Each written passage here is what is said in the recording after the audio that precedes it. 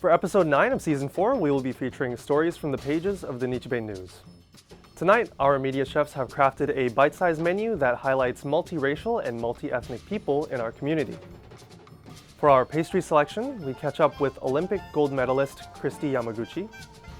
For our salad selection, we interview a mayor of a very tech-centric city in the South Bay whose diverse cultural background helps her in forging her city's needs. For our chef special, we interview another mayor exploring his multicultural background as he leads a small East Bay city with about 30% API demographic. And for our dessert, we will rerun our recap of our 2023 Wakamatsu pilgrimage, which will hopefully get you in the mood for our upcoming 2025 Wakamatsu pilgrimage on October 4th. And of course, stick around to be treated to some news bites of happenings in our Japanese-American community. Finally, we end the program tonight with tips of events that are coming up in the next month and beyond. So without further delay, let's start the cafe.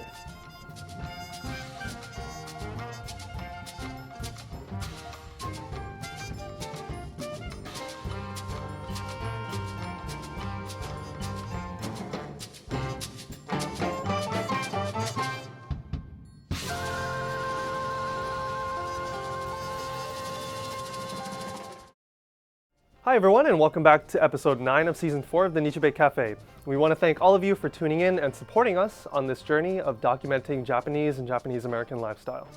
Today we'll be serving up some nice segments, so let's get to it. Starting off with our pastry selection tonight, our contributing writer and videographer Heather Ito caught up with Olympic figure skating gold medalist Christy Yamaguchi as she discussed her ice skating journey, her books, her philanthropy work, and her impact through Christy Yamaguchi's Always Dream.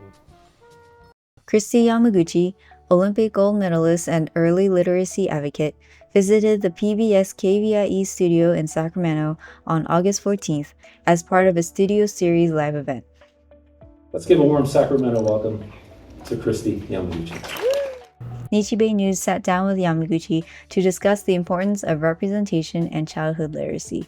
Representation in early literacy is definitely very important. I mean, you want kids to be able to identify with what they're reading or what the characters are going through, or just see themselves in the books and experiencing the different things that they might eventually or maybe already are going through.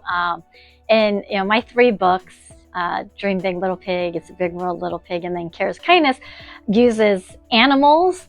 And primarily the reason I used animals was because I felt any child, no matter what their background was, could identify with those animals. Maybe they're their favorite animal or something. And it wasn't going to limit who saw themselves in these little characters. Yamaguchi founded Christy Yamaguchi's Always Dream, a nonprofit that encourages early childhood literacy by providing resources and support for children and their families. They have served thousands of families through their program and hope to reach even more this year. Yes, so we have a very big strategic plan, and really working towards 10,000 individuals served annually with the Always Reading program at Always Dream. And we're over halfway there right now. This coming school year, we'll be serving close to 5,400 individuals. And it's always good to have a lofty aspirational goal out there to continue to inspire you and push you. It's great. What we're doing is just so positively impacting and affecting kids and families. It's humbling every day, especially knowing the incredible work that the entire team at Always Dream, the leadership there, all of our book coaches, everyone involved with the program, even our board. We have an incredible board who are just always thinking of innovative ways to raise funds and everything and make it fun. So I'm humbled every day with the work we do. And when we go to schools and visit, and a lot of times we get to read to the students and meet the families, really ask them what their experience in our program was like. And we learn from it, good, bad, whatever. We learn from it, we try to improve and do even better. So It's constantly inspiring, that's for sure. You don't always reach your dream, right? But you have to dream it and go for it and see how close you can get to it. Thanks to Heather and Christy for that segment. For our salad selection, our Nichi Bei News writer Derek Tahara and our producer Greg Valoria visit with multiracial mayor of Mountain View, Ellen Kamei. She talks about growing up in the South Bay and now leading a tech-heavy city in Silicon Valley.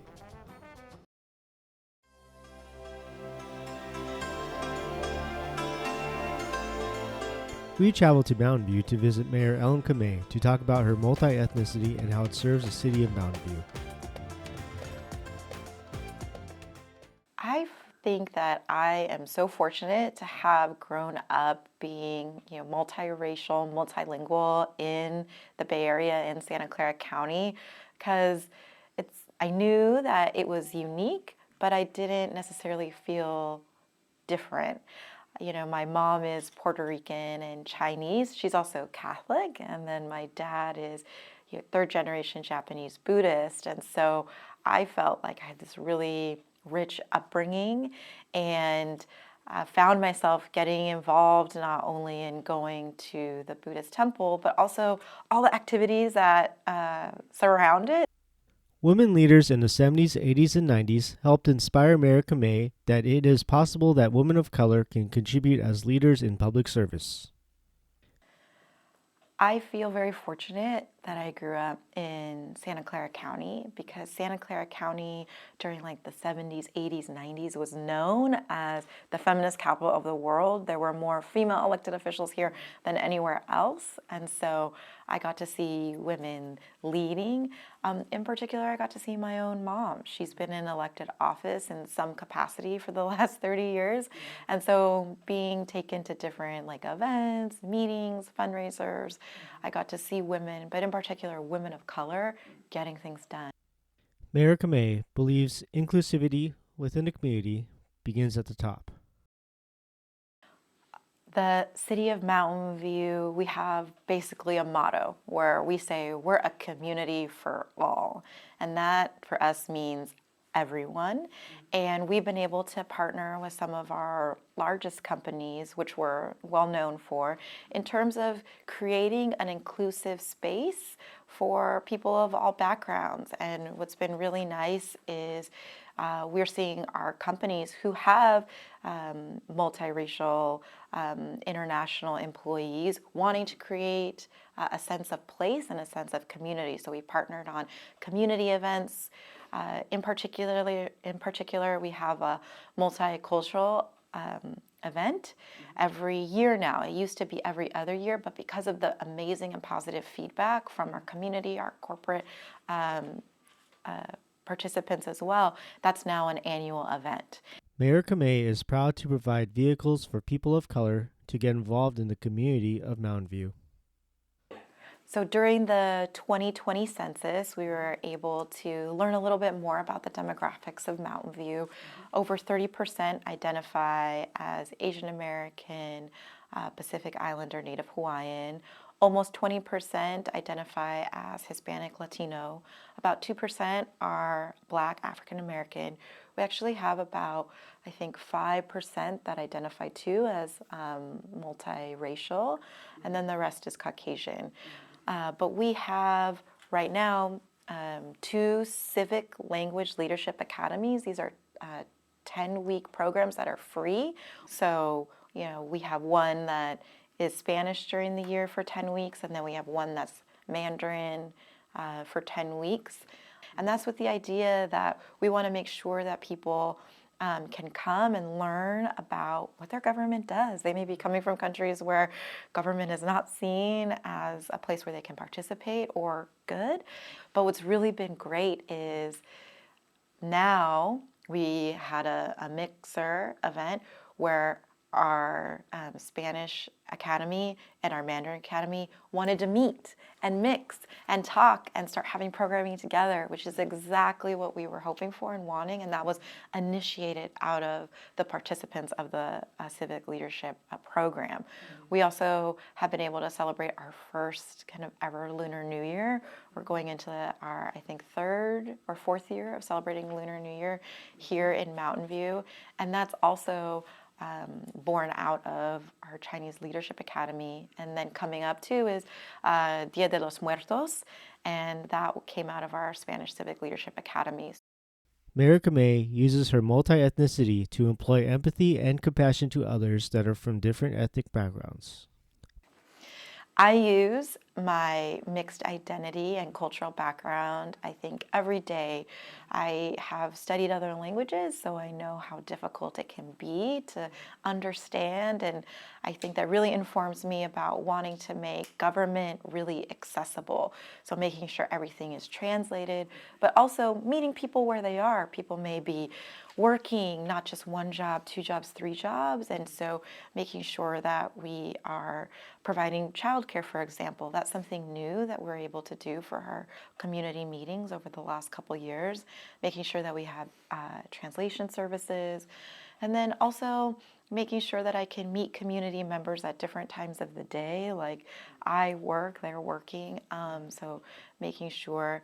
But I think above all else, leading with compassion. I think my mixed identity really informs me that there's always something new to learn and to be open-minded, and that's the best way. This is Max Nihei for Greg Valoria and Derek Tahara for the Nichi Bei Cafe. Special thanks to Derek and our producer Greg for that segment. For our chef special tonight, we visit with Cameron Sasai, a Japanese Filipino-American who leads the East Bay city of Pinoy. He speaks on leading a city of predominantly Asian population and contemplates his ethnicity as a Gen Z civic leader.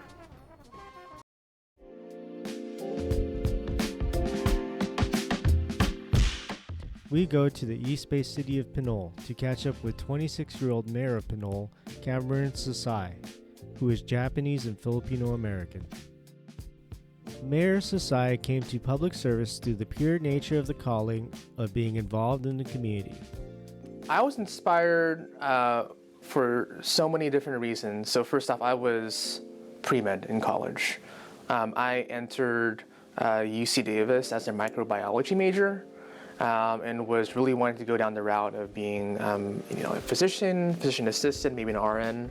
But it wasn't until I was in community college at DVC out here in Pleasant Hill. And during that time, I mentioned I was working part-time, but I was involved in the community. Yes, so before getting elected to the Pinoy City Council, like I mentioned, I was just a college student. I was working part-time, I was running for office, and I was getting my undergraduate degree. And so never interned for an elected official, was never a fellow in any city or state government. So really, when I first got into office, usually people are commissioners first, right? You'll be parks commissioners, you might be a planning commissioner, like for sure, planning commissioner, right? But for me, it was really unique that I didn't have any of that sort of even experience working with city staff. So I was really focused on running, making sure that I connected with the community, and that was the most important thing to me. But after getting elected to office, I remember the first day that they swore me in and then just started talking with staff. They gave me a agenda packet about this big, and it was the housing element. I said, oh my gosh. For Mayor Sasai, the pandemic gave him a chance to reflect on how to serve society. And it wasn't until I got in touch with Richmond Vice Mayor Melvin Willis, who worked for ACE at the time, which is like a housing tenant rights organization in Richmond. And he told me to run for office because I had more in me than just confronting this one issue. I'm a very shy person, so I said no, absolutely not. But it wasn't until the pandemic. And so I transferred to UC Davis in the middle of the pandemic. All my classes were online, but I think having that sort of solitude in that moment, that good year the good first year of COVID, I mean, things were happening all around the world, right? It was the peak of anti-Asian hate crimes. Mayor Sasai talks about how he embraces his multi-ethnic identity as a public figure. Again, it's a really interesting and very challenging experience as a mixed ethnicity individual leader in this space to sort of be both. And so my last name is Sasai, very proudly Sasai. It's a very Japanese name. So when I go to Japanese American events and being with the community, they see Sasai and they say, oh, you're Japanese American, that's amazing. My family's Japanese American too, here's my backstory. And when I enter the Filipino American space, they say, oh, are you half? Are you Filipino? And there is a need to navigate those spaces with a lot of clarity and intention. I think growing up, it has been the fact that I am both Filipino and Japanese. That was a confusing experience growing up, because from one end, my mom would tell me stories of her grandparents dressing up as men during the Japanese occupation in the Philippines to avoid getting raped. So those experiences are very real. They're still very raw. And on one hand, too, my Japanese side of the family has been here in California since the early 1900s. So we were not involved in any way with the Japanese government in those decisions that took place. And so it is, there's just that dichotomy that lives inside you where you've both been colonized by the Spanish and also folks in Japan, Japanese government, also brutalized and occupied different populations in Asia. And so I think that's continual work that I have to do, where I can talk openly about those issues with the community. And I think in elected office, it's made it a really interesting experience. That's why Ellen Kamei is such an amazing just mentor and sounding board for me, is because she's also of mixed ethnicities. She knows that we have to not just represent one community, but also both sides of our identity. And so a lot of the times I catch myself saying that I'm Japanese American in one space, and then being very proud of being Filipino in space, right? Especially when you work for an organization that is a Filipino-centered organization, you often fall in the trap of just being that one identity. I felt a really big responsibility of being both, because the reality is there's so many mixed race, mixed ethnicity youth, people, community members in our city, and people really resonate with me being open about that, which is I'm not just Japanese in this space, not just Filipino in this space, but I'm both. And the more I talk about that, the more I put it out there. I think that's important to shifting culture, and sort of allowing young people who are still grappling with that, the opportunity to see themselves in a public servant, in an elected official, and I think gives them the courage to talk about those issues openly as well. This is Max Nihei for Greg Valoria and Tomo Hirai for the Nichi Bei Cafe. Thanks to Tomo Hirai and producer Greg Valoria for that piece, and we hope that you can visit Pinole when you drive up the 80 corridor. And just a reminder, you can read in-depth articles about these Nichi Bei Cafe segments in our community news publication, the Nichi Bei News. You can read about these people featured in this episode in the annual In the Mix Multiracial and Multiethnic Special Edition, which hits the street on September 25th. So to do so, please be sure to become a member of the Nichi Bei Foundation, where you will receive your bi-monthly complimentary copy of the Nichi Bei News at nichibei.org/subscribe. Next up, we rerun the 2023 recap of the Wakamatsu pilgrimage. You'll see why this is a special pilgrimage to the Nichi Bei Foundation, as well as our community. This year, we will feature an unprecedented 8 descendants of the colony, including 5 who were recently discovered in Japan. Please enjoy.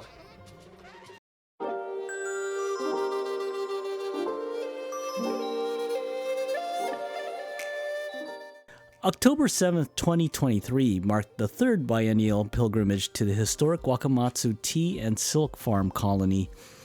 4 buses of pilgrims from the Bay Area and Sacramento converged on the site located in rural Placerville. Nichi Bei Foundation board member Wendy Yamashita kicked off our event with some remarks. Her opening remarks brought to light the reason we all attended the pilgrimage. We come to Wakamatsu to remember the first settlement of Japanese immigrants in the United States. We remember their hopes and dreams that they had when they left for Japan and embarked on a journey to an unknown place. We remember their ingenuity as they planted mulberry trees for silkworm farming, tea plants, and bamboo roots for food and building. We remember the difficulties they faced with the dry climate and drought. And we must remember the growing intensity of anti-Asian sentiment that began to develop at this time that would later result in immigration restriction and exclusion. And we remember those who died here, like Okei-san, who was only 19 years old. We remember the Japanese immigrants who were here. And when we come together to remember, it is a political act of resistance. The pilgrimage also featured John E. Van Zandt, associate professor at the University of Alabama, Birmingham, who is the author of Pacific Pioneers, Japanese Journeys to America and Hawaii, 1850 to 80, documenting the early Japanese pioneers' travels outside of Japan. He set the stage for the reason for Japanese pioneers to come to the great California frontier. The destruction of Aizu Wakamatsu, resulting from this historic transformation from Tokugawa Japan to Meiji Japan, also ended up pushing a handful of these refugees to seek a new life in a place they may have heard of, but they certainly knew nothing about, and that is the California frontier. Herb Tanimoto, docent with the American River Conservancy, gave a talk on the newly found descendants of Wakamatsu colonists Matsugoro Oto and Sakichi and Nami Yanagisawa, who have been discovered in Japan in recent years. These add to the descendants of Kuninosuke Mazumitsu, the only known Wakamatsu colony descendants in America.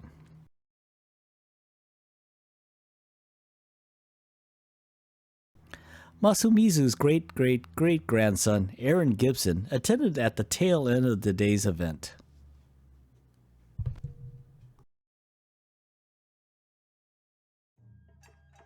Before the pilgrims went to visit and pay respects to Oke, the first Japanese woman to be buried on American soil, they danced Bonodori, which was led by music from the Koyasan Kongo Gumi, with dancing led by Helene Nakamura of the Placer Buddhist Church.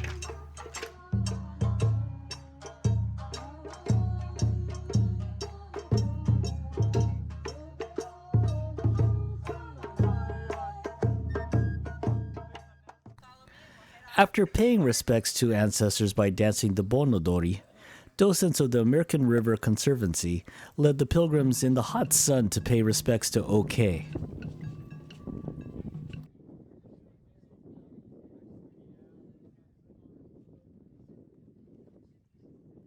Rinban Yuki Sugahara of the Buddhist Church of Sacramento, Butsuan, led a blessing, and each pilgrim took turns paying respects to Oke's grave.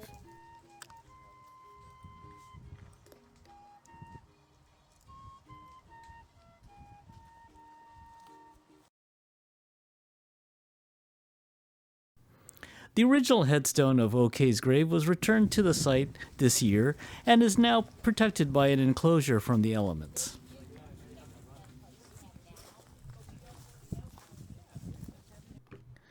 Before and after visits to Oke's grave, participants were able to consult genealogy experts from the California Genealogical Society. Professor Van Zandt puts in perspective the importance of the Wakamatsu colonists' brave endeavor here in California as a foundation for the future immigrants from Japan. Before the Wakamatsu colonists, before Oke, there had been a handful of Japanese who came to the United States, but they came briefly. or were on official business. They didn't come here to stay. But the Wakamatsu colonists, they clearly came here intending to settle down and become part of this new world on the West Coast. And so Okay's grave is the first Japanese we know of who died in the United States. Represents that sort of vanguard of Japanese settlement, which within 15, 20 years would really start going, especially on the West Coast, and in many ways almost the same kind of format as here in Coloma, that is, in agriculture.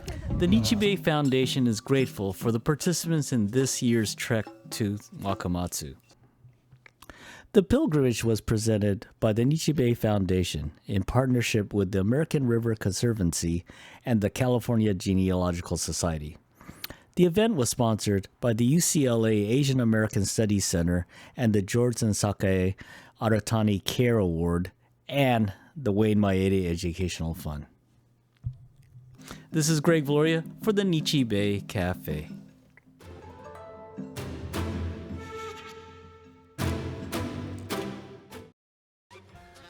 A big thank you to our team for that segment. To all who pre-ordered tickets, we look forward to seeing you. Please go to nichibeifoundation.org/wakamatsu to find out more about our trip to the Wakamatsu Tea and Silk Farm Colony. We will have buses leaving from the East Bay, San Jose, San Francisco, and Sacramento. And now it's time for some News Bites, our segment where we present quick takes on some articles from the pages of the Nichi Bei News. Next is our News Bites, highlighting events over the past month or so, including stories from the pages of the Nichi Bei News.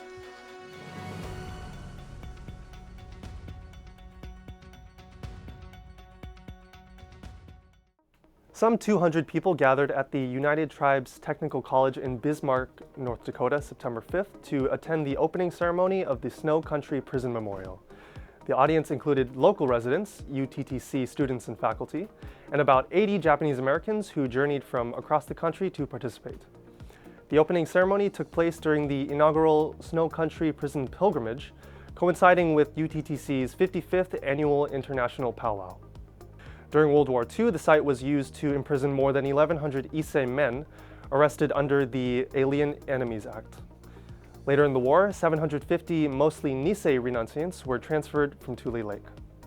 Some were deported to Japan, and others were transferred to detention sites that were jointly administered by the Department of Justice and Immigration Naturalization Service, such as Crystal City, Texas, or Santa Fe, New Mexico. The exhibit, We Were There, Views of San Francisco's Urban Renewal, at the San Francisco Historical Society presents two exhibits on the redevelopment era in the city, in which blocks of the city were razed from the 1950s through 1970s. One examines the impact on former residents, especially Black and Japanese Americans, who were pushed out of their homes and businesses in the Western Addition, while the other shows photos taken by architect Ernest Burden Jr. and sculptor Sheila Stover, two artists documenting the demolition of the city through photos. The exhibit is on display through December 21st at 608 Commercial Street near the Portsmouth Square Garage in SF's Chinatown. For more info, visit sfhistory.org/we were there. More than 500 Japanese Americans, friends, and allies gathered at the National Day of Action held on August 23rd at the Japanese American National Museum in LA's Little Tokyo. Organized by the National Parks Conservation Association, the event was held in Washington, D.C. and 18 states across the country in an effort to take decisive action to safeguard the future of America's national park system. At risk, according to the NPCA, there are more than 350 national parks where attacks on park staff, funding, and the parks themselves have been ongoing since the new administration took office in January. Within the JA community, Day of Action events also took place at Tule Lake and Manzanar, two national park sites where Japanese Americans were imprisoned during World War II. Despite J-Town Pizza closing on September 4th in San Jose's Japantown, Jordan and Rena Trigg, the business's co-owners, hope to remain in the ethnic enclave. The Triggs also closed Spread, a sandwich shop, on September 7th. They also own Jack's Bar and 7 Bamboo Karaoke Lounge through Dipsomania, the group that operates the businesses. Community members have said the closures are a loss for the community. For more info about the fundraiser organized by former District 3 Council member Raul Perales for the Trigs, please visit the GoFundMe page currently on the screen. Coho's third annual Bon Pop was held on August 31st, 2025 in the Celebration Garden within the Botanical Gardens in San Francisco's Golden Gate Park. It was visited by over 1,000 curious and engaged participants. For more up-to-date news like this, please be sure to subscribe to the Nichi Bei News, carrying on a legacy of 125 years of community leadership through media at nichibei.org/subscribe.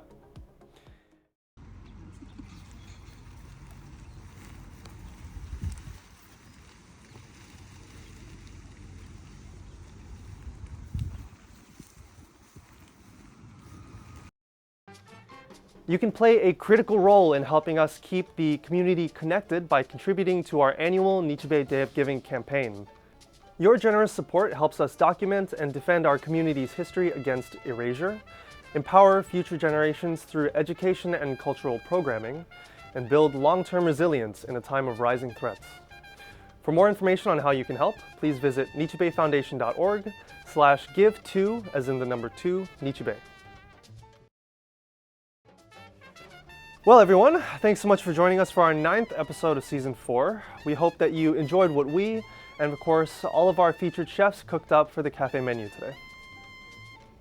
And at this point, we want to give a big thanks to the Henry and Tomoya Takahashi Charitable Foundation for their continued support of the cafe. We're always appreciative of our collaboration with you in finding new ways to engage our Nikkei community. We would also like to thank everyone for supporting us on our annual Day of Giving fundraising event in reaching our goal of $150,000. Special thanks to our major donors, the Craig Foundation, with a matching donation of $60,000, as well as the Kinjiro and Eiko Moriguchi Fund, with a donation of $21,500. We're also appreciative of a $10,000 donation from Jerry and Gail Nambu, as well as $9,000 from the Emi Gusukuma Charitable Fund. For more information on our Day of Giving campaign, please visit nichibeifoundation.org/give2, as in the number 2, Nichi Bei. We also thank you for continuing to support our YouTube channel and hope you enjoy our future content featuring our Japanese and Japanese American community. So please continue to support us by telling your friends, family, and loved ones to subscribe to our YouTube channel, like this episode, and comment down below. To stay in the know of more happenings in the Japanese American community, please consider becoming a member of our Nichi Bei community to help support what we do here at nichibei.org/subscribe. A lot of things are happening in the community. Next up, we will present a calendar of upcoming events.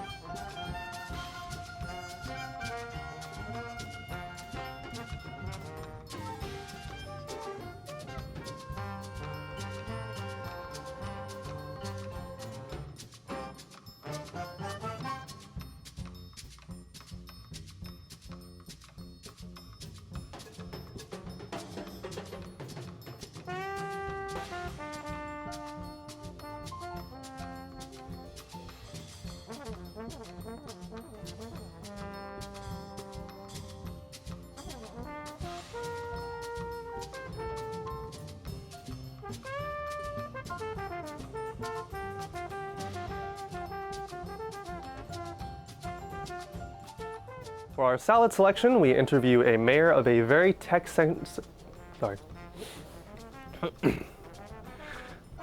Special thanks. Nope. Special thanks. Wakamatsu pilgrimage. You will see why this is a special I think you will see why. A big thank you for happenings in the Japanese American community. Please consider becoming a member of our Nichi Bei community organized by the National Parks organized by former District 3 Council Member Paul Morales. It's actually reversed. It's Raul Perales. Damn.